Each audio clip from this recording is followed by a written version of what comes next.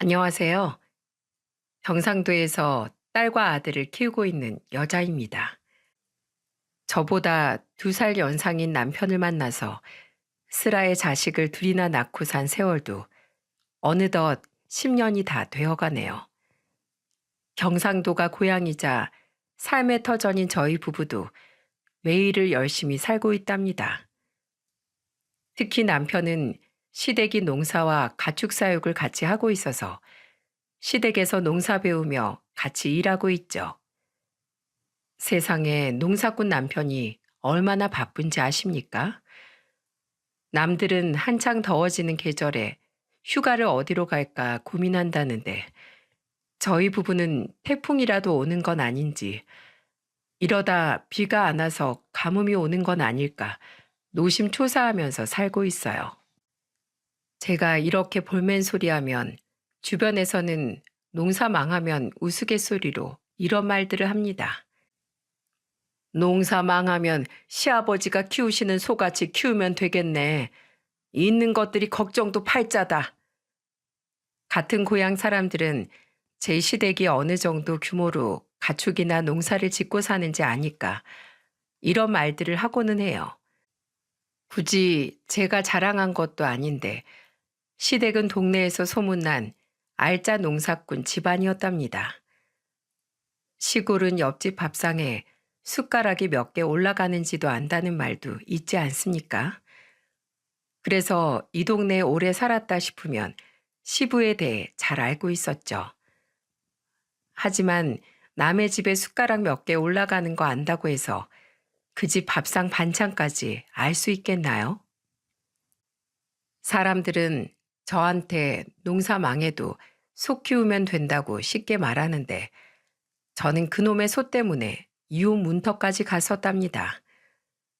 그런데 사람들이 이런 제 속사정은 모르고 알짜배기 시댁 두고 별 걱정 다 한다고 해요. 내 얼굴에 침 뱉기 같아 긴 말은 못하겠고 오늘은 저도 한풀이 좀 하고 싶어서 이렇게 사연을 쓰게 됐습니다. 저한테 저런 말 하는 친구들은 시내 쪽에 살고 있지만 저는 군단이 작은 마을에서 시댁과 가까운 곳에 살고 있었어요. 처음 시댁에 인사를 갔을 때 친정과 분위기가 너무 달라서 조금 낯설기도 했어요. 왜냐면 친정 아버지가 지체장애 상급이라 왼쪽 팔과 다리가 불편해서 집안에서도 늘 조심스러웠죠. 특히 친정 엄마가 정말 고생을 많이 하셨어요. 아버지는 조금 절룩거릴 뿐 일상생활에 문제가 없었지만 정규직으로 일할 기회가 많지 않았죠. 그래서 늘 엄마가 여러 식당에서 일하면서 저와 여동생을 키우셨습니다. 그렇다고 아버지가 몸이 불편해서 창피하거나 숨기고 싶던 적은 없었어요. 늘 엄마는 저희에게 아버지는 훌륭한 분이라고 말해주는 분이셨죠. 그래서 어릴 때부터 저와 여동생한테 아버지는 그야말로 슈퍼맨이었어요. 하지만 이런 아버지한테 한 가지 어려웠던 게 있습니다. 제가 초등학교를 다니고 있을 때 친구들과 학교를 마치고 집에 가는데 아버지를 딱 마주쳤던 적이 있었죠. 반가운 마음에 멀리서부터 아빠 하고 외쳤는데 아버지가 안절부절하시면서 못 본 척 하시려는 거예요. 달려가서 저는 아버지를 부르며 인사를 했습니다. 혜경아, 친구들이랑 있을 때는 이 아빠한테 인사하지 마. 그냥 친구들이랑 떠들면서 지나가도 괜찮어. 아빠를 봤는데 왜 그냥 가요? 나는 아빠랑 이렇게 가는 거 좋은데. 혹시나 친구들이 학교에서 우리 혜경이 놀릴까봐 그렇지. 아빠도 그 나이 때 놀림도 많이 받고 참 어려운 게 많았어. 근데 우리 딸이 아빠처럼 당한다고 생각하면 아빠 마음이 아프잖아. 아빠, 나는 있잖아. 누가 우리 아빠 무시하고 욕하면 걔랑 안 놀 거야. 나는 친구 아빠 무시하고 욕한 적 없는데 왜 우리 아빠를 욕해? 진짜로 같은 반 친구가 그렇게 말하면 난 절대 가만 안 둘 거야. 나 우리 반 반장이야. 그러니까 아빠 길 가다가 나 보면 꼭 인사해. 지금도 그때 아버지 표정이 생생할 만큼 왠지 울컥한 기억이랍니다. 아버지는 늘 자신 때문에 가족들이 불이익을 당하진 않을까 걱정이 많으셨어요. 하지만 현명했던 엄마의 영향인지 저희 자매는 한 번도 아버지가 창피했던 적이 없었죠. 특히 제 결혼식 때도 저보다 더 떨고 있는 아버지를 제가 진정시켜드리면서 신부 입장을 하기도 했답니다. 신부보다 더 긴장한 아버지를 보고 엄마랑 여동생이 크게 웃기도 했어요. 그렇게 저 결혼시켜 놓고 3년 뒤 여동생까지 모두 결혼시키면서 엄마와 아버지는 이제 한숨 돌린다며 좋아하셨죠. 우선 제 시댁을 소개해 보자면 여장부 같은 시모와 독불장군 시부가 있었습니다. 옛말에 며느리 사랑은 시아버지가 한다고 한다는 말이 있지 않습니까? 그런데 저희 시부는 며느리들 못 잡아먹어서 안달인 사람이었어요. 그때가 결혼하고 제가 첫째 딸을 임신하고 있던 일이었죠. 시부가 면사무소까지 왔길래 무슨 일인가 했는데 글쎄 동네 아는 분을 데리고 온 겁니다. 그러면서 자랑스러운 목소리로 이렇게 말했어요. 여기가 우리 큰며느리 면사무소 직원이라고 했었잖아. 여기서 일한다니까. 아, 며느리가 면사무소에 있었어? 공무원 며느리 있어서 좋겠네. 그러면서 시부는 제가 며느리라면서 자랑을 하더니 갑자기 저를 보면서 뜬금없는 부탁을 하기 시작했어요. 예, 며느라, 네가 이 양반 등본 좀 떼줘. 이 코딱지만한 면사무소에서 신분증 없다고 등본을 못 뗀다는 게 말이나 되는 거냐? 아버님, 신분증이 있어야 등본 발급을 해드릴 수 있어요. 그리고 저쪽에 번호표도 뽑으셔야 해요. 갑자기 시부가 동네분을 데려와서 무슨 소리를 하나 싶었는데 시부가 데려온 동네분을 자세히 보니까 어제 있던 일이 딱 떠오른 거예요. 신분증을 분실했다면서 그냥 등본 하나만 떼달라고 우기던 분이었던 겁니다. 지문도 다 다르셔서 무인 발급기도 사용을 못하셔서 아주 난감했었죠. 그런데 그분을 시부가 직접 데려와서 저한테 그냥 좀 떼달라고 하는 겁니다.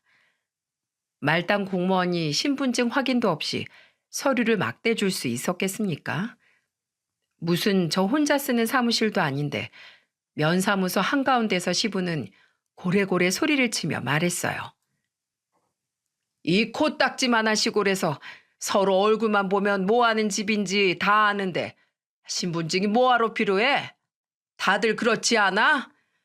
그거 가져와 봐야 일만 번거롭지. 내가 볼 때는 일하는 방법을 여기 시골에 맞게 바꿀 필요가 있다니까. 우리 집안 큰며느리도 여기서 일하는데 왜 신분증이 필요해? 얘 며느라, 너 결혼식 때 여기 아저씨 온 거 봤었잖아.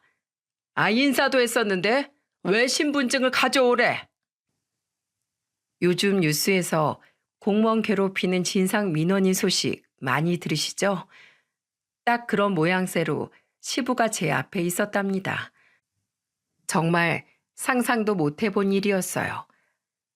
그래서 저는 그때 시부한테 난감한 목소리로 말을 했죠. 제 결혼식 때 오신 건 봤는데 등본 발급은 신분증을 꼭 주셔야 가능한 일이에요.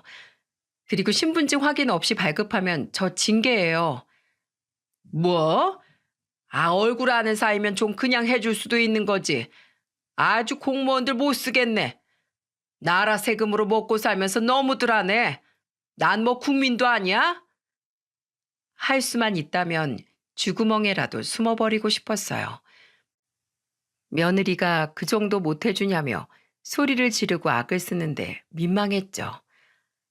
그런데 그때 시모가 황급히 나타나 시부의 팔을 잡아 꼬집으면서 말했어요. 이놈의 양반이 더위를 먹었나? 아, 여기서 뭐 하는 거야? 며느리 얼굴에 먹칠을 해도 유분수지. 당장 따라 나와.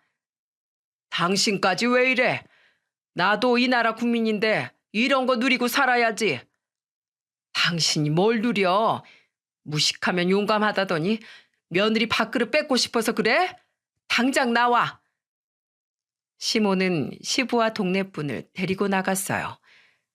태풍이 휩쓸고 간 것처럼 난장판이 된 면사무소 안에서 정말 고개를 들 수가 없었죠. 혜성처럼 등장한 시모 덕분에 저는 위기를 모면했고 시부와 시부 지인은 결국 등본 구경도 못하고 끌려나갔어요. 평소에 임신한 며느리 무거운 몸 이끌고 일한다고 수고한다는 말 한마디 할 줄 모르던 시부가 자기 지인을 데려와서 저러는 걸 보니까 더 기가 막혔습니다. 나중에 들어보니까 시모는 시부가 면사무소에서 행패를 부린다는 동네 사람 전화를 받고 달려왔던 거였어요. 그날 저녁 저한테 전화까지 해서 사과를 하는 시모 덕에 마음은 조금 풀렸죠. 그때만 해도 저는 시부가 대화는 되는 분이라고 생각했어요. 그래서 최대한 대화를 해보려 부단한 노력을 했었죠. 하지만 첫째 딸을 낳고 2살쯤 됐을 때 그 무렵 시동생이 장가를 가는데도 시부는 변하지 않았습니다. 오히려 더 꼬장꼬장해졌다고나 할까요? 시동생이 결혼 후 동서가 생겼을 때는 저도 이제 내 편이 생긴 것처럼 기뻤어요. 아무래도 같은 며느리끼리 대화도 편하고 더 잘 통하겠다 싶었죠. 제 생각처럼 동서는 성격도 좋고 부침성도 좋아서 저와 금세 가까워졌답니다. 그렇게 제 딸이 3살이 될 무렵 저는 둘째를 임신했어요. 그때 시모가 오랜만에 시댁 마당에서 저녁이나 먹자는 말에 저희 가족과 시동생 부부가 다 시댁으로 모였던 날이었죠. 가보니까 이미 시부는 막걸리에 전을 먹으면서 살짝 알딸딸해 보였습니다. 말은 잘 못해도 제법 여기저기 뛰어다니던 딸이 마당을 뛰어다니며 즐거워했어요. 그런데 그 모습을 본 시부가 술 취한 목소리로 이런 말을 하는 겁니다. 집안 장남이랑 결혼했으면 손잘 낳아야지.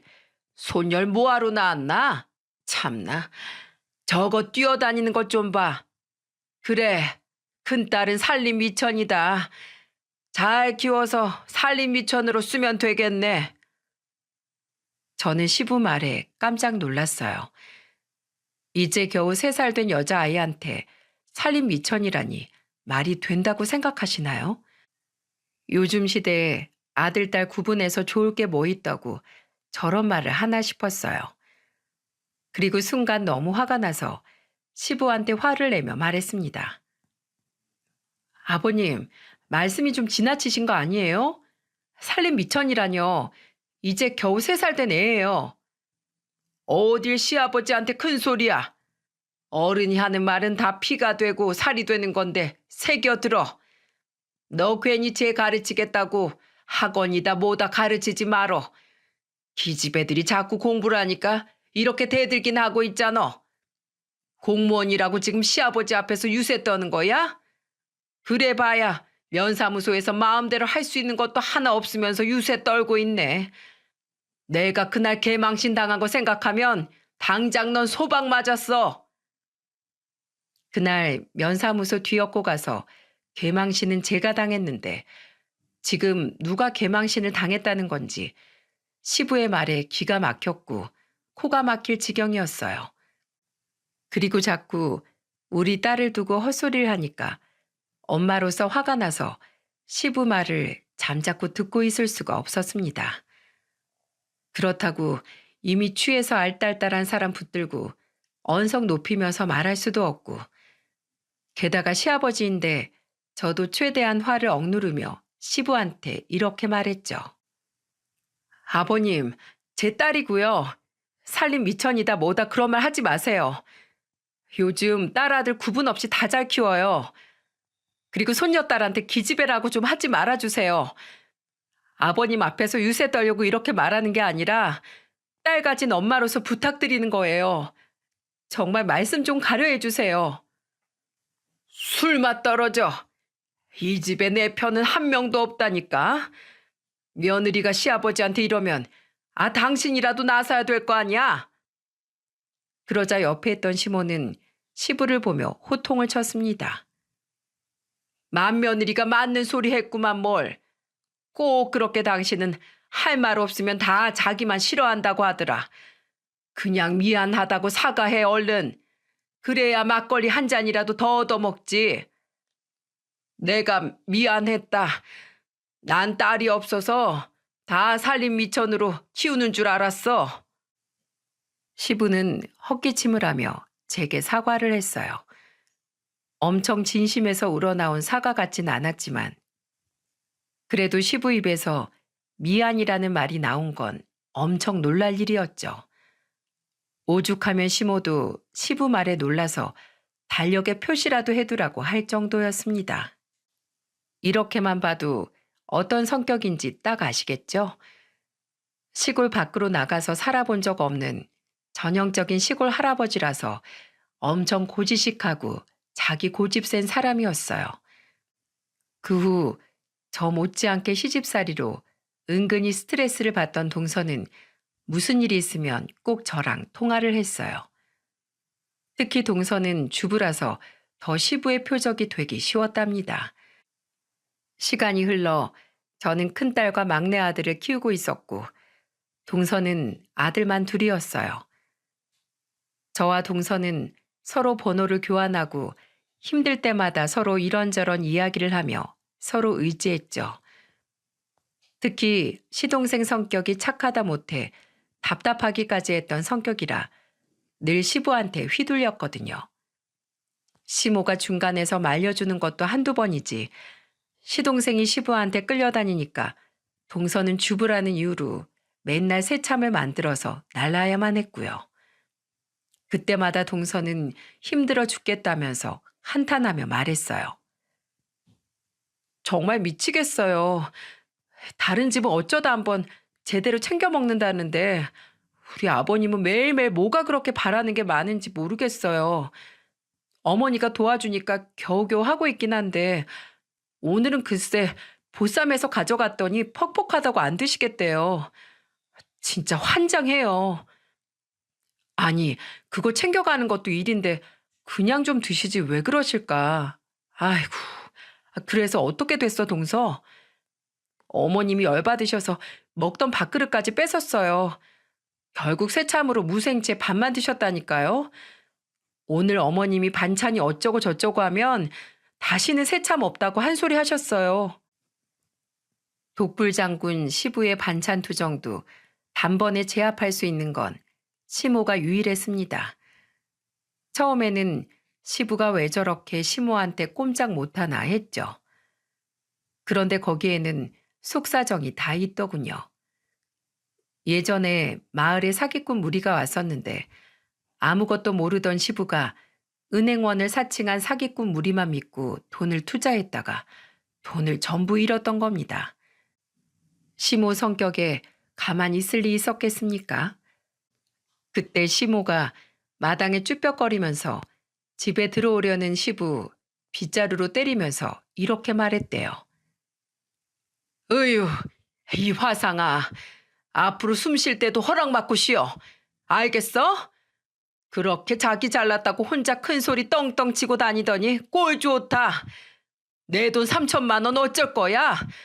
뭘 안다고 시골 노인네가 그런 투자를 해? 시부가 시모한테 지은 죄가 있어서 시모가 한마디 하면 깨갱하고 아예 길을 못 폈던 거였죠. 그래서 그날도 동서가 해온 보쌈이 퍽퍽하다고 한마디 했다가 시부는 전부 뺏기고 무생채에 맨밥만 먹었다고 하더군요. 시동생이 답답한 성격에 중간에서 조율을 못하니까 시부가 하라면 하고 살았던 겁니다. 그래서 늘 동서가 중간에서 힘들어했죠. 그러다 집안에 청천벽력 같은 불행이 덮쳤습니다. 시동생이 시부와 일을 하던 중 대낮에 트럭을 몰고 잠시 볼일 때문에 시내로 나가다가 교통사고가 났던 거예요. 음주운전 차량이 중앙선을 넘어와 시동생의 차와 충돌해서 시동생은 그 자리에서 세상을 떠났습니다. 정말 믿을 수 없는 사고라 가족들이 모두 빈소가 차려지기 전까지 믿기 힘들어했죠. 장례식장에서 동서는 가슴을 치며 말했어요. 이렇게 가면 우린 어떡하라고 가는 거야. 여보, 나 이제 어떡해? 제발 다 꿈이라고 해줘. 아침에 잘 갔다 오겠다고 한 사람이 왜 여기 이렇게 있어? 그 울음이 어찌나 슬프던지 저도 같이 눈물이 날 정도였습니다.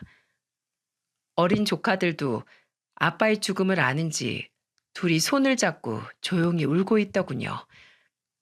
그때 시부와 시모도 한숨을 쉬며 눈물을 보였습니다. 그 후 장례가 끝나고 더 이상 큰 충격받을 일은 없다고 생각했는데 역시나 시부 덕분에 할 말을 잃었어요. 하루 휴가를 내고 혼자 우울해하고 있을 동서 데리고 바람이라도 쐬려고 동선의 집으로 갔는데 안에서 소란스러운 소리가 들리는 겁니다. 그래서 허겁지겁 문을 열고 들어가 봤더니 집안에 시부가 있었고 그런 시부를 동서가 죽일 듯이 노려보고 있었죠. 무슨 일이냐고 물어보려던 찰나 동서가 시부를 보고 악을 쓰며 말했어요. 아버님이 곱게 나가라고 하면 제가 곱게 나갈 줄 아셨어요? 이깟 1,000만 원이 뭔데요? 네? 대체 절 그동안 뭐라고 생각했길래 돈까지 주면서 내쫓을 생각부터 하세요? 저 며느리라고 생각했던 적은 있으세요? 내가 널 며느리로 생각 안 했으면 1,000만 원도 안 줬어. 알기나 알아? 그냥 돈 쥐어주고 나가라고 할 때 곱게 나가라니까. 남편 잡아먹고 뭘 잘했다고 철거머리처럼 붙어 있으려고 들어. 애들만 두고 혼자 나가. 순간적으로 시부가 동서한테 애를 두고 나가라고 하는 말을 듣고 깜짝 놀랐습니다. 어떻게 1,000만 원에 애를 두고 나가라고 할 수 있는지 이해가 안 갔어요. 이 사연을 들으시는 분들이라면 1,000만 원 받고 자식들 다 두고 몸만 나가실 수 있겠습니까? 저라면 절대 못했을 거예요. 몇천억을 준대도 바꿀 수 없는 게 아이들인데 지금 1,000만 원의 애들을 다 두고 몸만 나가라니 기가 찼습니다. 저는 동서 손을 잡아주면서 시부한테 소리치며 말했어요. 아버님, 세상에 돈 1,000만 원에 자식 두고 나갈 엄마가 어딨어요? 금액을 떠나서 지금 장례 끝난 지 1년이 지난 것도 아니고 고작 몇 달 지났는데 그런 말 할 수 있으세요? 이게 다 제일 위한 거야. 자식 다 두고 몸만 나가면 새 살림도 차릴 수 있잖아. 그리고 손자들은 당연히 우리 핏줄인데 어딜 데려가겠다는 거야? 아버님, 그럼 저랑 이렇게 하시죠. 제가 1,000만 원 드릴 테니까 제 남편이랑 부자지간 끊어주세요. 저도 더 이상은 이렇게 못 살겠어요. 뭐야? 너 지금 나한테서 큰아들을 뺏겠다는 거냐? 누구 마음대로? 아버님 말대로면 1,000만 원만 있으면 누구든 부모 자식 사이 갈라놓을 수 있는 거 아니에요? 저도 이제 아버님 감당 못하겠으니까 1,000만 원의 며느리도 아예 같이 끊어내주세요. 1,000만 원 제가 얼마든지 드릴게요. 그 정도 돈은 얼마든지 드릴 수 있어요. 제가 1,000만 원에 아들이랑 부자지간 사이 끊어달라고 하니까 시부도 당황한 얼굴이었어요. 동서한테서 두 아들 떼놓으려고 할 때는 그렇게 당당하게 말했으면서 제가 말하니까 금세 눈치를 보고 서 있는 거 있죠? 그러면서 저한테 괜히 화를 내면서 투덜거리듯 말했어요. 천륜을 그렇게 쉽게 끊을 수 있을 것 같아? 아무리 날고 기어봐라. 그래, 됐다, 됐어. 손자라서 내가 데려가겠다는 거지. 딸이었으면 어림도 없었어. 알긴 알아? 둘째 너는 네 복을 네가 찬 거야. 다행이네요. 딸이라서 아버님이 엄두도 못 내는 걸 보면 천만 다행이에요. 시부는 끝까지 동서를 보면서 복을 스스로 찾다면서 손가락질을 했어요. 그러면서 저한테는 딸이라면 어림도 없었을 거라면서 말하셨죠. 아무리 생각해도 이해할 수 없는 논리였습니다. 세상에 자기 큰아들 뺏기는 건 싫고 남의 아들 떼놓는 건 쉬운 줄 아셨나 봐요. 그래도 이 정도로 바닥인 줄은 몰랐는데 정말 시부한테 크게 실망했었죠. 그 후 저는 동서 집에 자주 들리면서 시부가 오나 안 오나를 보고 있었어요. 그러다가 한 번은 동선의 집을 갔는데 짐이 한가득인 겁니다. 깜짝 놀라서 물어보니까 동서가 울먹이면서 말했어요. 형님, 그동안 고마웠어요. 저 오늘 밤에 여기 떠날 거예요. 그동안 말은 안 했는데 아버님이 매일같이 저한테 전화로 욕하고 협박하는 통에 정말 힘들었어요. 이젠 더 못 버틸 것 같아서 이렇게 가려고요. 형님 보면서 버티려고 했는데 이건 아닌 것 같아요. 나중에 우리 애들 더 큰 상처 받기 전에 제가 더는 여기 있으면 안 될 것 같아요. 그날 동서는 저한테 애들을 데리고 떠날 거라는 말을 했어요. 차마 동서를 잡을 수 없던 저는 동서를 응원해 줄 수밖에 없었죠.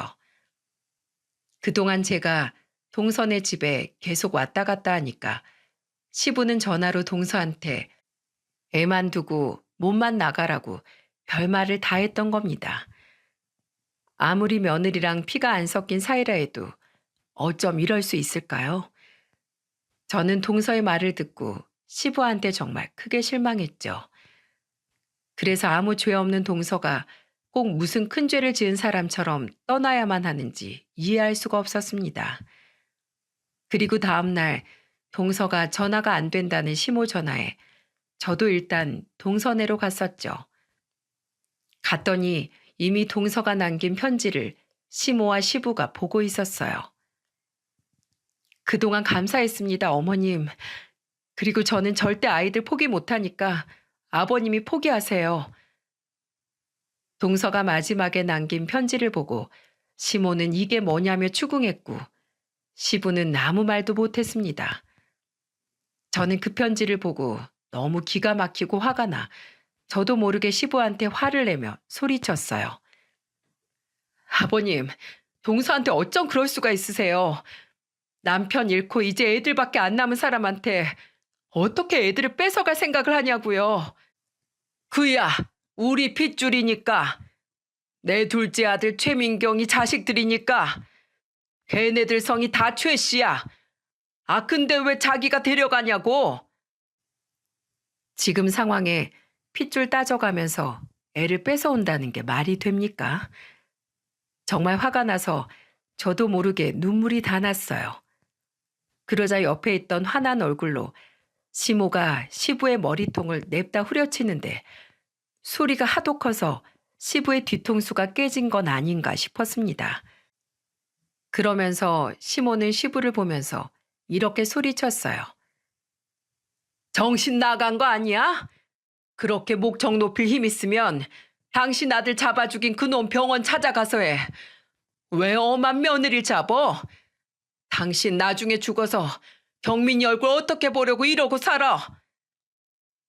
그때 음주운전 사고 낸 가해자는 목숨을 건져서 병원에서 몇 달째 치료를 받고 있었는데 법적 처벌과 보상 문제로 한창 시모가 골치 썩고 있을 때였죠. 그런데 시부가 엄한 며느리 잡고 있었다는 말에 시모는 기가 막혔던 거예요. 그러자 시부는 시모를 보면서 말했어요. 경민이도 이제 없는데 애들이라도 지키려고 그런 거지. 혹시나 제가 애들 볼모로 잡고 우리한테 애들 안 보여줄까 봐. 아버님, 그렇게 동서를 몰라요? 동서가 어디 그럴 사람이냐고요. 맨날 아버님한테 구박받아도 끝까지 아버님 새참 챙기던 며느리잖아요. 정말 아버님한테 실망했어요. 이제 저도 아버님 며느리 안 할래요. 정말 동서 생각만 하면 가슴이 미어져요. 시모는 주저앉아서 울고 저는 시부한테 화를 내다 동서 집을 나와버렸어요. 집으로 와서 쉬고 있는 남편을 보면서 동서가 조카 데리고 집 나간 거 아냐면서 소리쳤습니다. 그러자 남편은 뒤늦게 사태 파악을 하고는 시부한테 전화를 했죠. 도저히 대화가 안 통한다 싶었는지 남편은 화를 내며 말했습니다. 아버지, 진짜 그만 좀 하세요. 왜 조카들이 아버지 거예요? 애들이 뭐 물건이에요? 애들 이름이 최 씨인 게 뭐 어때서요? 억지 부릴 것 좀 부려요. 엄마한테서 애들 뺏어오면 어떻게 키우시려고요? 재수 씨 찾아가거나 연락하면 저도 가만 안 있을 거예요. 그때 남편의 말이 아니었다면 끝까지 시부는 동서 찾아다녔을 거예요. 그놈의 핏줄이 뭐라고 무작정 애들을 데려오려고 하나 어이가 없었습니다. 그날 이후 시부는 괜히 저만 보면 별 트집을 다 잡기 시작했죠. 얼마나 유치했는지 아십니까? 시댁에 시모한테 볼 일이 있어서 갔는데 시부가 저한테 이렇게 말하더군요. 우리 집 맏며느리는 집안 기둥이 되려고 그러나 갈수록 살이 찌는 것 좀 봐. 나중에 농사는 네가 지어야겠다. 건강하면 좋지 뭘 그래요. 그럼 농사 제가 지을 테니까 땅 명의 저한테 주세요. 저는 시부가 한마디 하면 저도 한마디 했습니다. 결혼 생활 10년 만에 그저 좋게 좋게 해결하는 게 능사가 아니라는 걸 깨달았죠. 그 후로도 계속 별트집을 다 잡았지만 저는 눈 하나 꿈쩍 안 했습니다. 그러다 시부는 정말 넘지 말아야 할 선을 넘고 말았어요. 유독 감기에 자주 걸리던 제가 한여름 무더위에 개도 안 걸린다는 감기에 걸렸던 적이 있었습니다. 정말 여름 감기가 그렇게 독한 줄은 몰랐어요. 목이며 머리며 안 아픈 곳이 없었죠. 기침을 너무 많이 해서 죽을 삼키기도 힘든 상태였습니다. 그래서 남편이 일이 끝나면 곧장 집으로 와서 제 병간호를 했었어요. 그걸 며칠 반복하니까 시부가 괜히 남편한테 전화해서 이런 소리를 하기도 했습니다. 남자놈이 집으로 쪼르르 달려가서 마누라 수발이나 들고 있으면 농사 누가 짓고 소는 누가 키워? 당장 나와 임마! 또 왜 그러세요? 지금 이 사람 열이 얼마나 높은지 알아요? 한여름 감기가 더 무서운 거예요. 남편이 제 이마에 물수건을 놔주느라 스피커폰으로 통화를 했는데 시부 말이 어찌나 화가 났는지 몰라요. 그렇게 한 5일 정도를 꼬박 앓았는데도 감기가 떨어지질 않아서 고생을 했었죠. 그러던 어느 날 한여름 땡볕이 내리쬐던 시간에 시부한테 전화가 온 겁니다. 저는 누군지 확인할 힘도 없어서 그냥 일단 전화를 받았어요. 그랬더니 시부가 저를 다그치며 말했어요. 팔자 좋게 집에 누워있으면 어떡해? 그러고 있으면 쌀이 나와 돈이 나와. 하늘 같은 남편도 땡볕에 나와서 일을 하는데 혼자 팔자 좋네. 당장 소염을 주러 나와. 아파서 제 밥도 못 챙겨 먹는데 지금 소염을 주게 생겼어요. 내가 지금 나가봐야 하니까 하는 소리잖아. 잔말 말고 얼른 와. 저 아프다고요, 아버님. 사람이 아프다는데 괜찮냐고 묻지도 않고 정말 너무하시는 거 아니에요? 됐다, 됐어. 며느리나 아들이나 내가 뭘 바래? 됐어. 너 아니면 일할 사람 없는 줄 알아? 아픈 며느리한테 괜찮냐고 묻지도 않는 시부한테 서운해서 화를 내니까 시부는 다른 사람 구한다며 전화를 끊었어요. 이 정도면 저 며느리 아니고 살림 미천이라고 생각하는 거 아닌가요? 저는 정신없는 전화를 끊고서 힘겹게 죽을 몇을 두고 잠이 들었습니다. 감기약을 먹어서 그런지 그대로 잠이 들었죠. 그렇게 잠을 자다 일어났는데 둘째가 유치원에서 돌아올 시간이었어요. 자고 일어났더니 조금 기력이 돌아와서 남편한테 둘째 유치원 차를 제가 기다리겠다고 전화를 했죠. 그때 둘째가 다니는 유치원 차가 멈추는 곳을 가려면 시부의 축사를 지나가야만 했습니다. 집에서 나와 걸어가다 보니 시부의 축사가 보이길래 무심코 쳐다봤죠. 그런데 소 여물을 주는 사람은 시부가 아니었어요. 자세히 보니까 저희 친정아버지가 소 여물을 주고 있는 게 아니겠어요? 순간 머리가 멍했어요. 그래서 저는 둘째를 데리러 가다 말고 시부의 축사로 달려갔습니다. 가까이 보니까 정말 아버지였어요.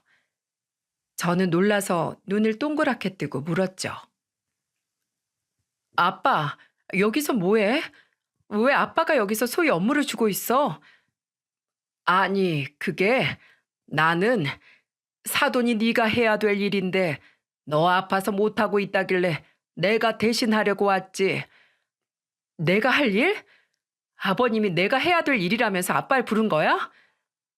그렇긴 했는데 일당 5만 원 주시기로 했어. 난 네가 괜히 할 일 못해서 시아버지한테 미움받을까 봐 왔는데 돈도 주신다네. 하지 마. 이거 다 내려놔. 이거 내가 할 일 아니야. 아빠, 언제부터 한 거야? 설마 아까 점심 때부터 한 거야? 할 일이 많다길래 왔지. 네가 할 일이 아니라니. 사돈이 분명 다 네가 해오던 일이랬는데. 저는 그때 아버지의 말을 듣고 겨우 내렸던 열이 다시 오르는 것 같았죠.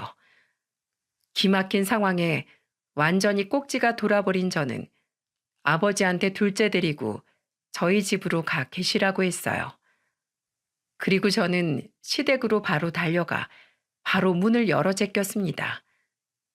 그런데 문을 열고 제 눈앞에 들어온 풍경이 어땠는 줄 아시나요? 시부가 거실에서 수박을 먹으면서 TV를 보고 있는 거예요.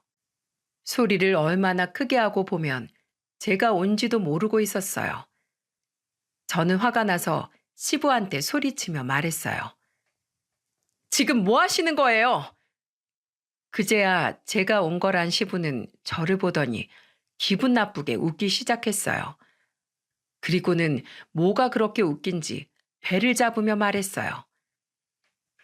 너 축사 갔다 왔구나. 너 아파서 못한다길래 내 사돈한테 전화했지. 아니 아버지 호구냐? 시킨 대로 다 하대. 저렇게 열심히 할 줄 몰랐어. 일당 5만 원에 저 정도면 매일 불러도 되겠어. 뭐라고요? 지금 그걸 말이라고 해요?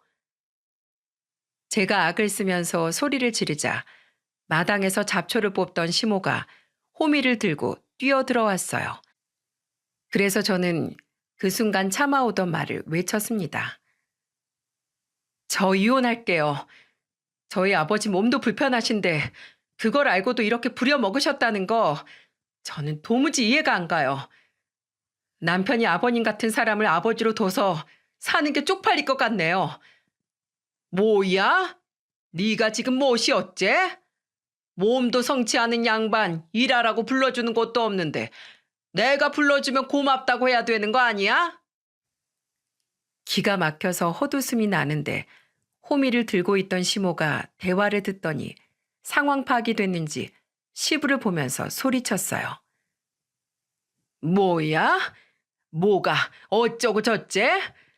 내가 잡초를 뽑고 있을 게 아니라 저놈의 정신머리를 뜯어냈어야 했는데 일로 와. 내가 오늘 그놈의 주둥이를 확 뽑아버릴 테니까. 내가 뭘 잘못했다고 이래?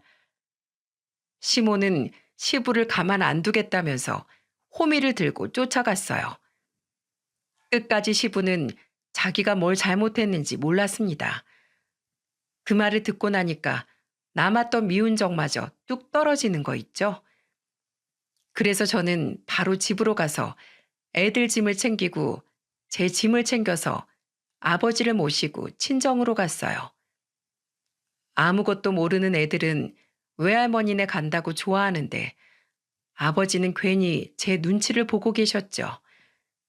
친정에 오자마자 집에 들어가니까 짐을 다 싸들고 온 걸 보고 놀란 엄마가 저를 보며 물었습니다.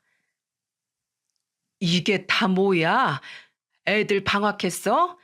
짐을 왜 이렇게 다 싸왔어? 나 이혼할 거야. 시댁에 말했고 내일 가서 서류 작성할 거야. 더 이상은 못 살아.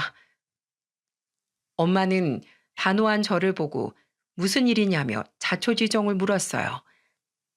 그리고 제가 하는 말을 전부 듣고 엄마는 화를 참을 수 없어 했죠.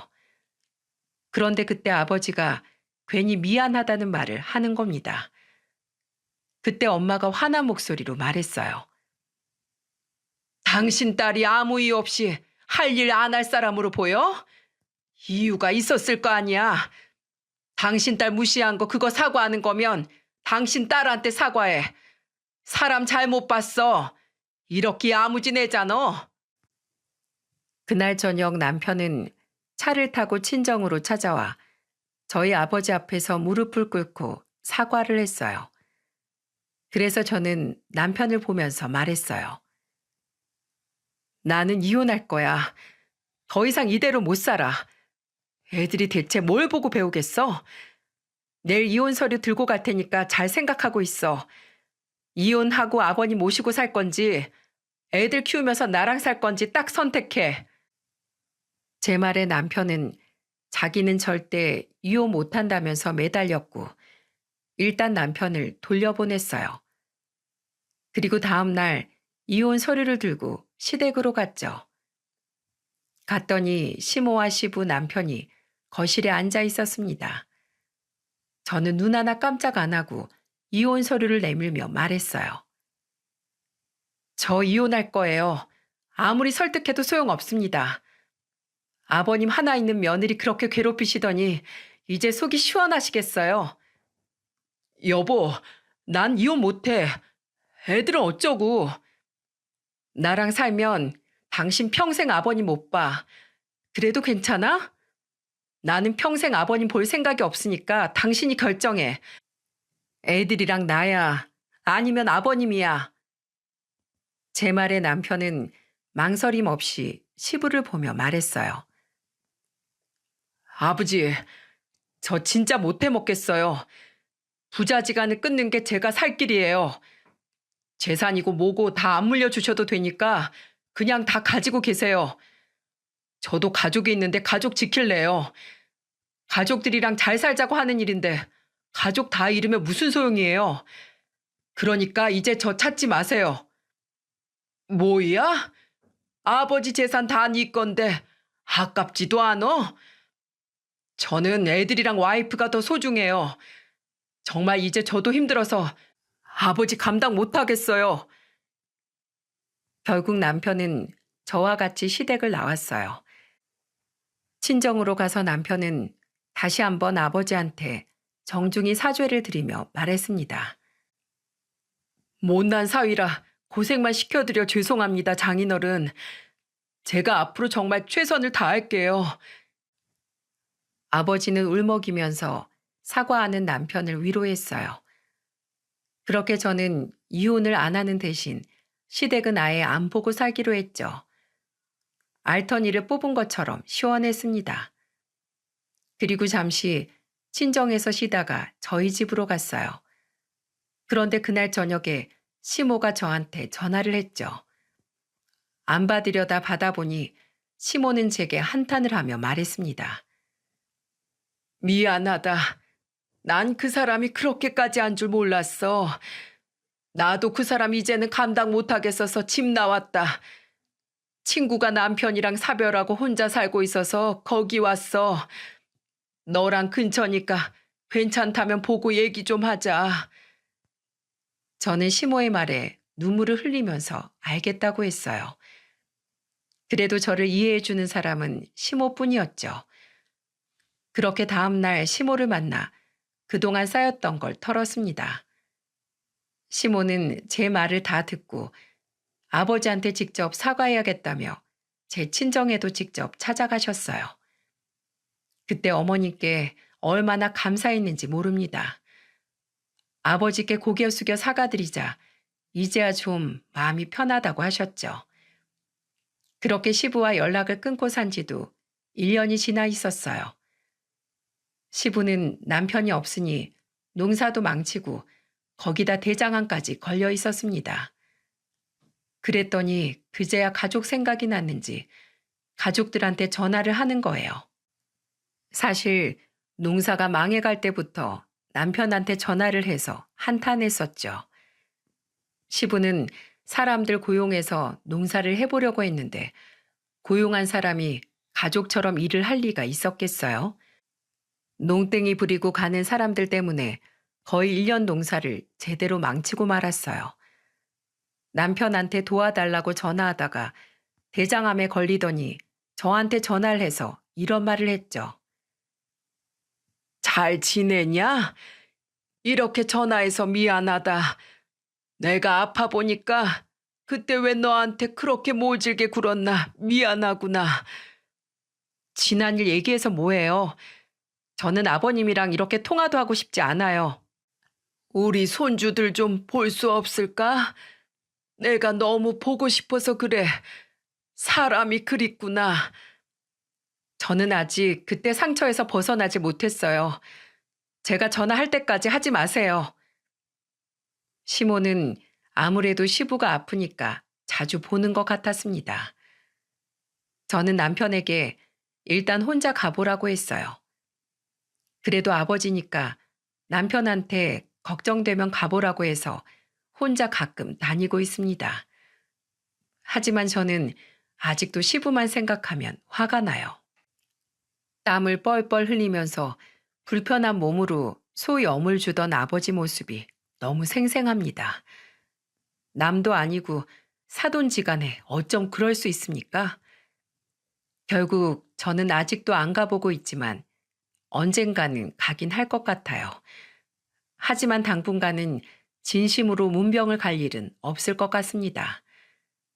요즘에는 연락이 끊겼던 동서와 연락이 다 이런저런 이야기를 하고 있어요. 동서는 애들 키우는 재미에 산다면서 밝은 표정을 하고 있었죠. 그 모습을 보니까 안심이 됐습니다. 제 얘기를 듣더니 동서는 자기 일처럼 같이 화를 내더니 저한테 정말 잘했다고 엄지를 들어줬어요. 가족 소중한 걸 좀 아셔야 한다고 했죠. 그 말에 저도 공감합니다. 재산 아무리 많아도 뭐합니까? 진심으로 본인을 아껴주고 생각해주는 가족이 없는데 기쁠 수 있을까 의문이네요. 시부도 재산만 있고 가족은 없으니까 아플 때 가족만 한 게 없다고 생각했겠죠. 하지만 제가 안 가니까 남편도 자주 안 가봐서 시부는 하루에도 12번씩 전화를 해요. 하지만 시부는 저한테는 전화해도 끝까지 저희 아버지한테 사과할 생각은 없으신가 봅니다. 정말 중요한 걸 깨닫지 못한 시부라 당분간은 안 가볼 것 같아요. 빠른 시일 내에 시부가 깨닫고 저희 아버지께 사과하는 날 아이들 데리고 가보려고 합니다. 마음고생하다 써봤는데 속이 좀 시원하네요. 다들 들어주셔서 정말 감사드립니다. 제 사연 보시고 가족의 소중함을 알아주셨으면 좋겠어요. 모두 가족들과 행복하세요.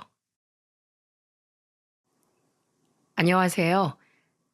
저는 새 지점의 카페를 가지고 있는 40대 중반 여사장입니다. 저는 참 열심히 살았어요. 학창 시절에는 오로지 공부만 했고 대학을 졸업하고 나서는 바로 자영업에 뛰어들어 일밖에 모르고 살았죠. 그래서였을까요? 제가 남자 보는 눈이 엉망이었던 이유가요. 우선 저는 비교적 잘 사는 축에 속하는 일명 중산층 가정에서 부족함 없이 자랐어요. 부모님께선 각각 대기업과 중견기업을 오랫동안 다니셨고요. 이번에 이 부장 그놈이 내 성과를 전부 가로채 갔어. 개자식. 참아요, 여보. 지금은 꾹 참아야 다음 부장 자리가 당신한테 오죠. 아무리 그래도 사람이 도의가 있지. 난 사람 귀한 줄 모르는 놈들은 딱 질색이야. 수영이 주호. 너희도 아빠 말 명심해. 돈 아래 사람 없고 사람 아래 돈 없는 법이야. 알겠어? 두 분 다 회사에서 인정받을 만큼 일에 열성적이셨지만 두 분의 철칙은 항상 사람이 먼저라는 거였습니다. 저와 남동생은 그렇게 인간적이고 성실한 부모님 아래에서 부모님 또한 전폭적인 지원을 받으며 열심히 공부해 각각 서울의 중상위권 대학을 졸업할 수 있었죠. 그리고 대학 졸업 후 가족 식사 자리에서 저는 부모님께 선언했습니다. 저 카페 창업하려고요. 알바하면서 틈틈이 카페 일 배웠거든요. 그래서 말인데요, 엄마, 아빠. 저한테 투자 좀 해주세요. 아빠는 기가 찼는지 헛웃음을 지으시더군요. 남동생은 옆에서 국을 뜨다 말고 헐하며 입을 떡 벌렸죠. 너 뭐 믿고 그렇게 당당하냐? 아빠가 저한테 가르쳐 주신 거잖아요. 어디 가서 자신의 의견을 말할 땐 상대방의 시선을 똑바로 마주보고 당당하게 하는 거라고요. 뻔뻔한 제 말에 엄마는 까르르 웃음을 터뜨리셨어요. 여보, 우리가 딸내미 하나는 아주 당차게 키웠어요. 그죠? 허허, 그러게. 아주 당돌하기 짝이 없구만. 그래, 어디 계획 한번 말해봐라. 일단 들어보고 생각해보마. 저는 학교에서 배운 경제학을 토대로 세운 제 계획을 차분히 설명했습니다. 잠시 흠하고 고민하시던 부모님께선 두 분이 서로 귓속말을 나누시더니 일단 네 뜻대로 해보라고 말씀하셨어요. 그리고 식사를 마무리할 때쯤 아빠는 제게 충고를 한마디 남기셨죠. 일단 네 뜻대로 해봐라. 하지만 이거 명심해야 돼. 어딜 가든 사람끼리 부딪히는 일은 피할 수 없기 마련이다. 네가 사장이 되더라도 위에 있다고 경솔하지 말고 항상 사람을 귀하게 대해야 돼. 참 아빠다운 말이라고 생각했죠. 이후 전 부모님의 도움으로 목 좋은 곳에 카페를 차릴 수 있었고 다행히도 유동인구가 많은 곳이라 매출은 점점 상승세를 보이게 되었습니다. 그리고 카페를 창업한 지 3년, 제 나이 26이 되던 해였어요. 저는 퇴근하고 집에 들어와 가족들이 다 모인 자리에서 또다시 폭탄 선언을 했어요. 저 결혼하려고요. 뭐? 갑자기 결혼? 네, 만나는 남자가 있는데 둘 다 일하느라 바빠서 데이트할 시간이 없지 뭐예요. 그래서 그냥 결혼해서 같이 살려고요. 남동생은 제 말에 사례가 들렸는지 헥헥거리며 다급하게 물을 마시더군요. 헐, 실행력 보소. 누나 무슨 경주마야? 뭐 하나 꽂히면 바로 직진이네. 엄마는 고개를 절레절레 내젓더군요. 그리곤 한숨을 푹 쉬며 제게 물었습니다. 그래 뭐 네가 말린다고 들을 애도 아니고 어떤 놈인지 말이나 해봐. 카페 창업할 때 맞춤 가구 알아보다가 만난 가구 공장 사장인데요. 알뜰하고 성실해요. 그게 다야? 착해요. 아이고. 아빠는 이마를 턱 짚으며 탄식을 하셨어요. 저는 그저 어깨를 으쓱할 뿐이었고요.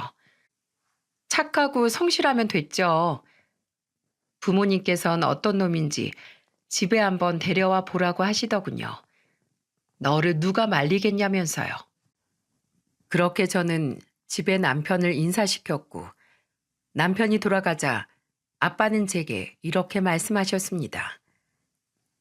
수영이 네 말대로 알뜰하고 성실해 보이는구나.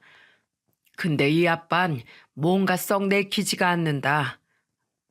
네? 왜요? 자라온 환경이라는 게 무시할 게 못 돼.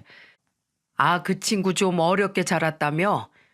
아까 보니까 휴지를 한 장씩만 떼어서 쓰는 것도 그렇고 수도세 아깝다고 더 준다는 걸 기어이 됐다고 하면서 물 한 컵 가지고 식사 내내 홀짝홀짝 마셔댈 때도 그렇고 아끼면서 살아온 게 티가 나더구나. 저는 아빠의 말이 이해가 되지 않았어요. 알뜰하면 좋은 거 아니에요? 낭비병 있는 것보다 낫죠.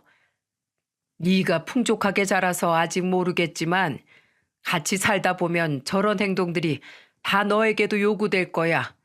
네가 아주 힘들 거라고. 엄마는 크게 반대할 생각은 없다만 네 아빠 말이 허투루 들리지는 않는구나. 딱히 제 의견을 반대한 적이 없던 두 분이라 저도 신중히 고민하게 되더군요. 평소 알뜰하다고 생각했던 그의 행동이 제게 문제가 될 거라곤 생각해 본 적이 없었거든요. 그래서 전 부모님께 알겠노라 말하고 한동안 당시 남자친구였던 남편과의 만남을 피했습니다. 바쁘다는 핑계로요.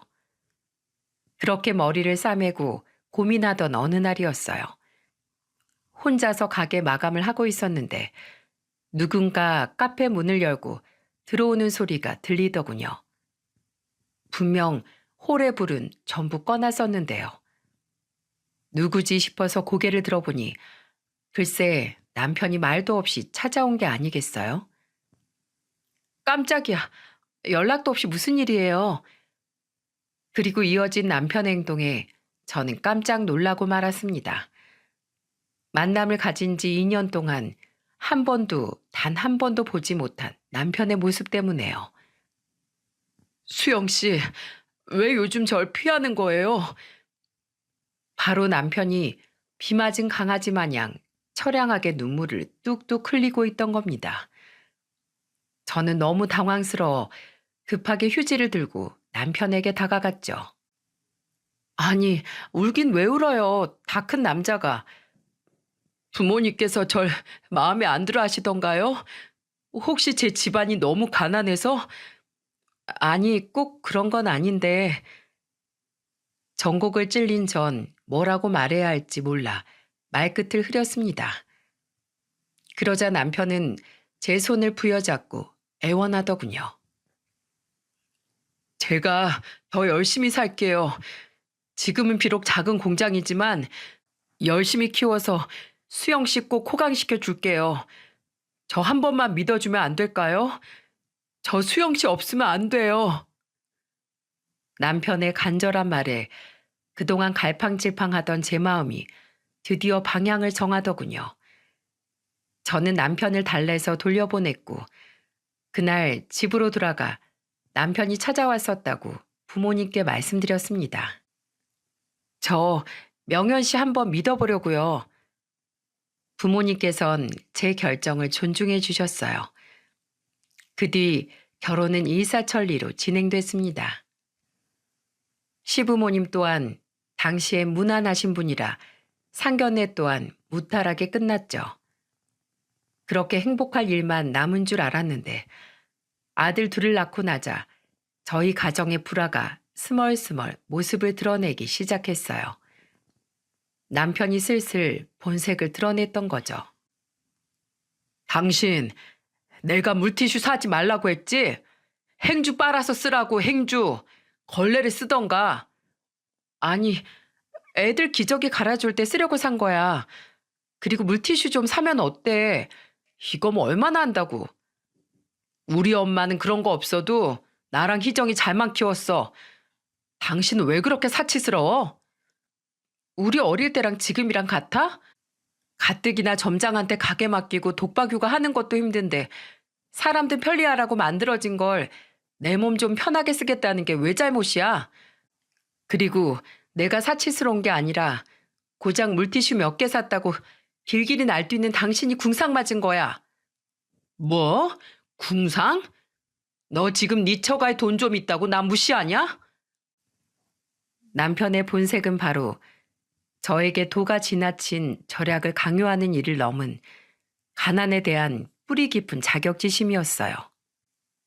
어른 말씀 들어서 잘못될 거 하나도 없다고 저희 부모님의 생각이 맞았던 거죠.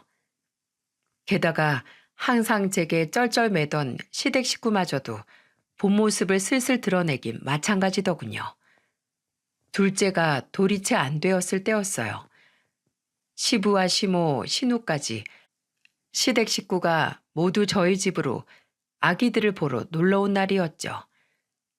제가 내온 사과를 드시던 시부가 갑자기 황당한 말을 하더군요. 며느라, 모름지기 손님 대접은 정성인 법이다. 첫째 때야 처음이니까 밖에서 돌잔치를 했지만 둘째 돌잔치는 이 집에서 하자꾸나. 그럼 가까운 친인척 분들만 모시고 출장 뷔페 부를까요? 너는 돈이 썩어나냐? 돈 좀 있다고 정성을 돈으로 때우려고 해? 네 손으로 음식을 직접 해서 내와야 대접 아니야? 이게 무슨 말 같지도 않은 소리랍니까? 저 그때 연년생으로 아들 둘 낳고 골반이니 허리니 틀어져서 정말 생고생하고 있었거든요.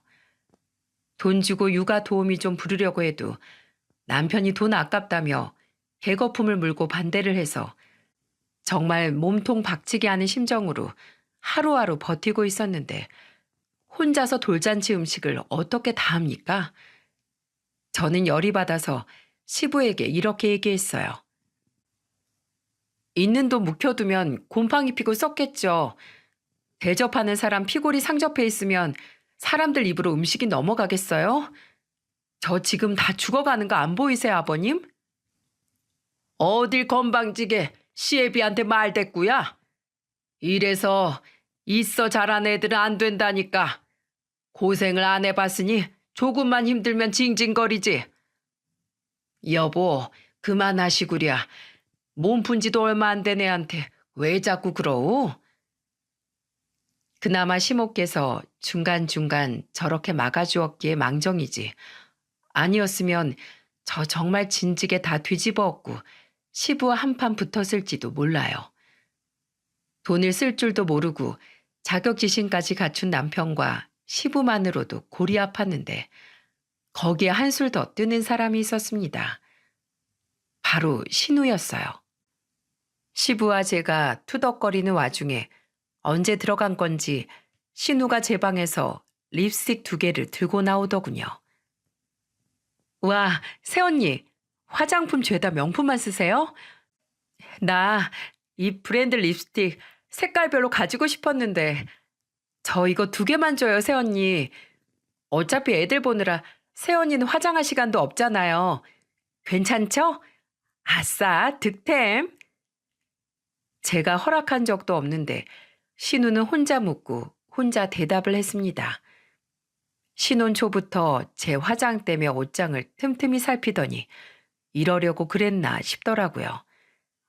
저는 처음엔 그래, 화장품 몇 개 정도야 또 사면 되니까 하고 넘겼는데 신우의 손버릇은 날이 갈수록 심해지더군요.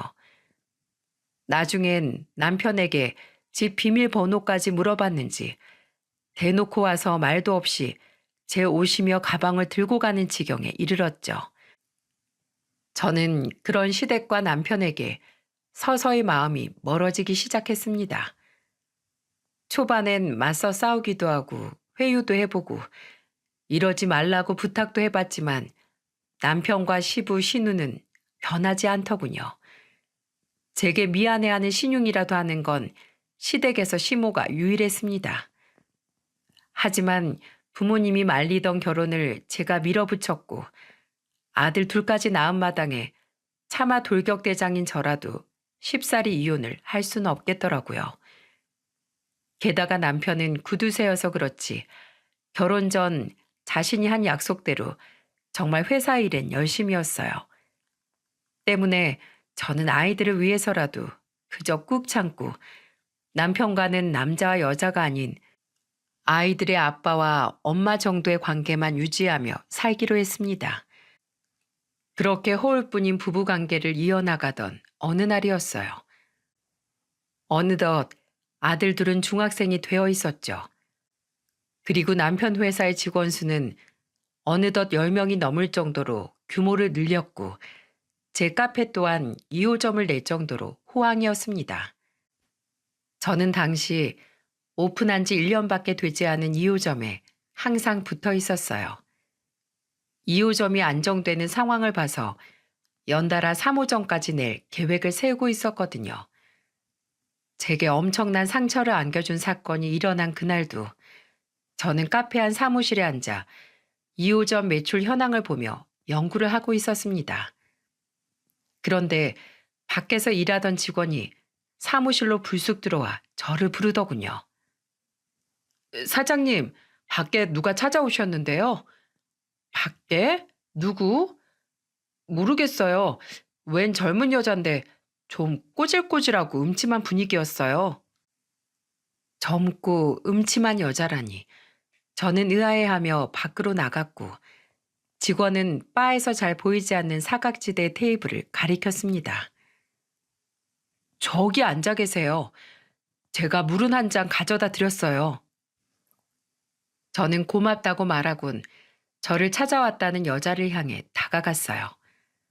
처음 보는 얼굴이었던 그 여자는 직원의 말대로 굉장히 침울한 얼굴을 하고 있었습니다. 옷도 굴러다니는 것 아무거나 주워 입은 듯 꼬깃거렸고요. 안녕하세요. 저를 찾아오셨다고요?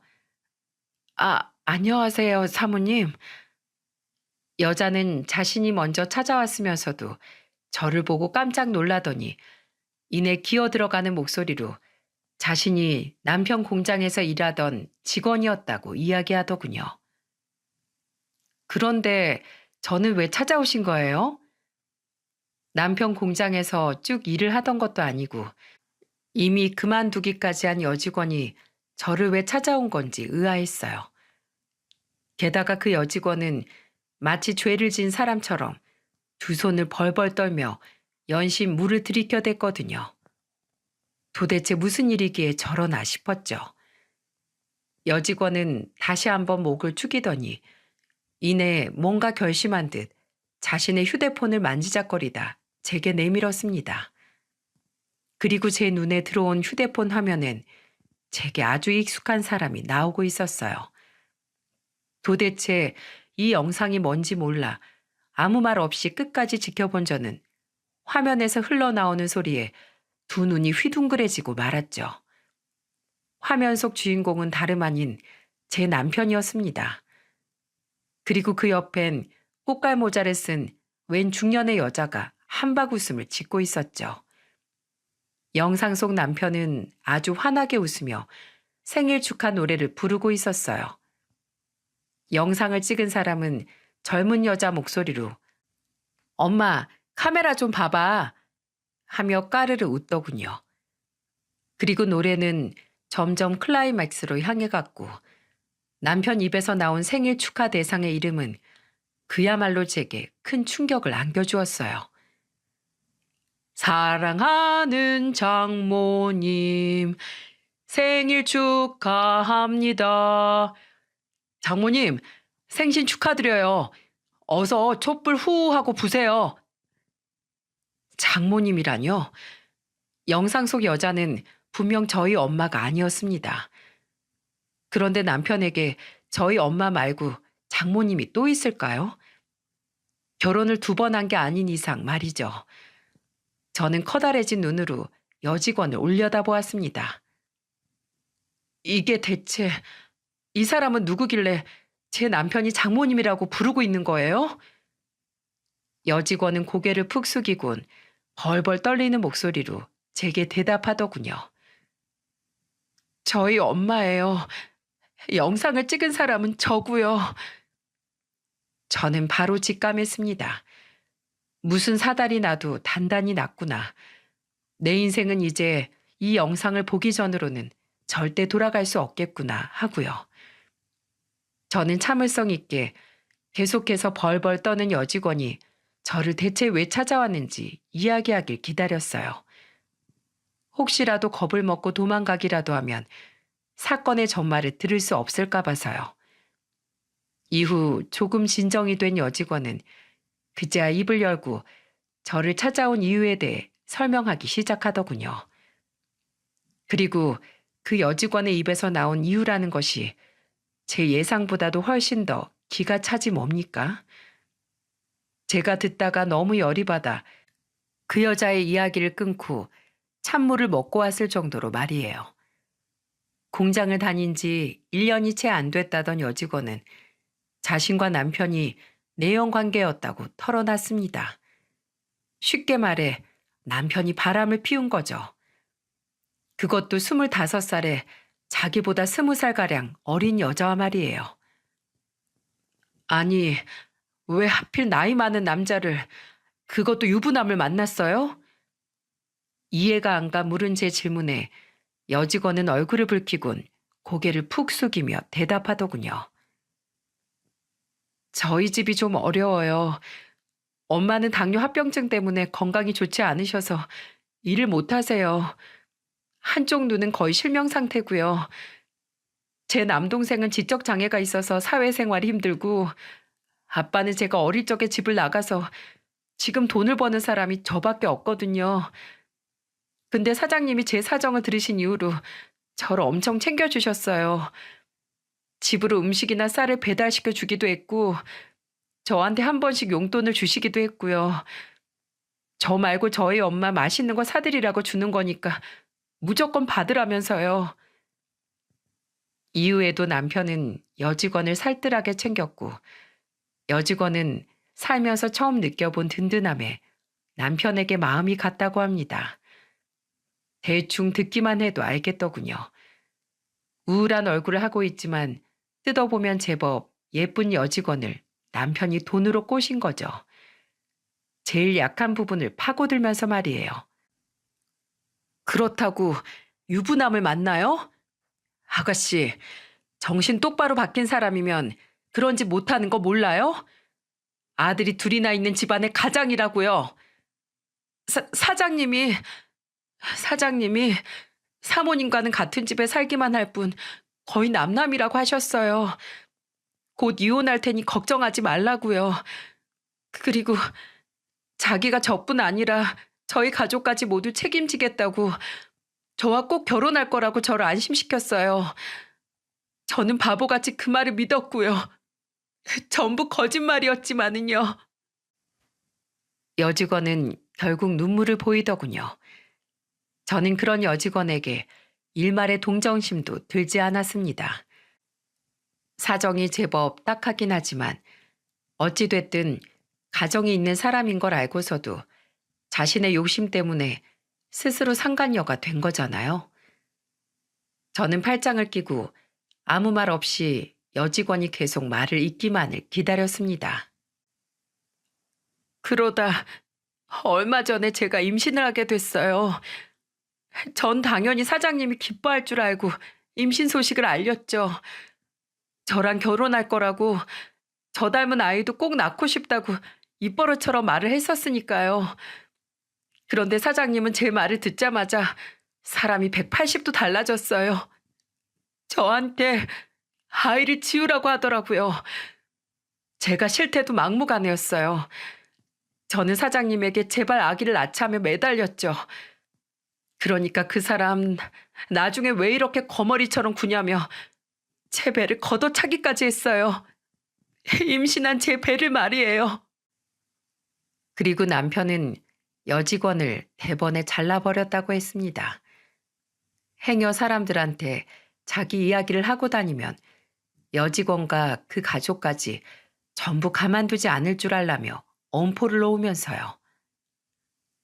그렇게 집에서 계속 울기만 하다가 문득 사모님이 생각나더라고요.